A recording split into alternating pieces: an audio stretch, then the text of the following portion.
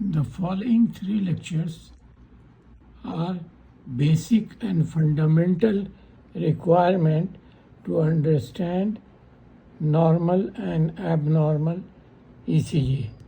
So please give attention even though you think you know it, just for revision purpose. Now, the heart, everybody knows, is a four-chamber structure. Right atrium, right ventricle, left ventricle. The right side of the heart has venous blood and is low pressure chamber. So right atrium, right ventricle has got venous blood and it is low pressure system, while the left atrium and left ventricle is left-sided structure. It contains oxygenated blood or arterial blood from lungs through pulmonary vein, and it is a high pressure chamber.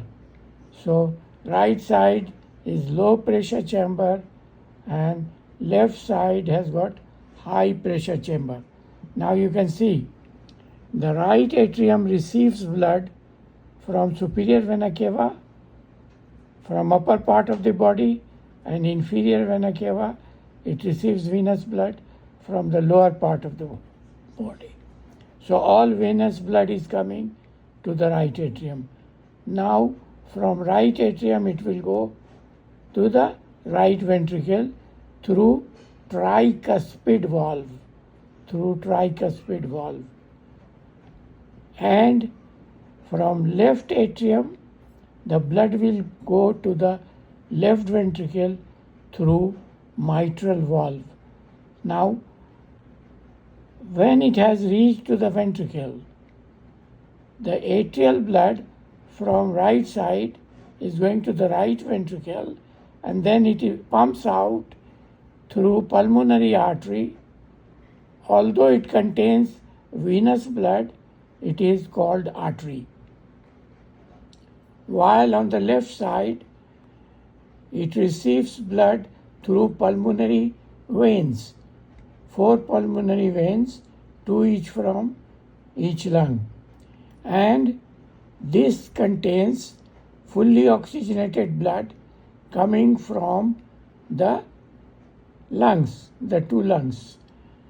Then when the blood has reached into the left ventricle, it will be pumped out into aorta as oxygenated blood, and then the body receives blood in all the areas.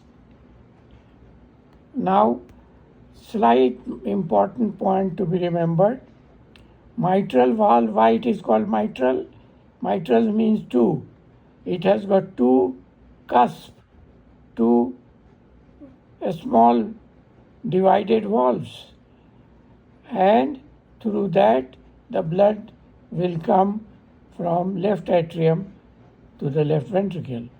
While on the right side, the valve between right atrium and right ventricle is tricuspid because it has got 3 flaps.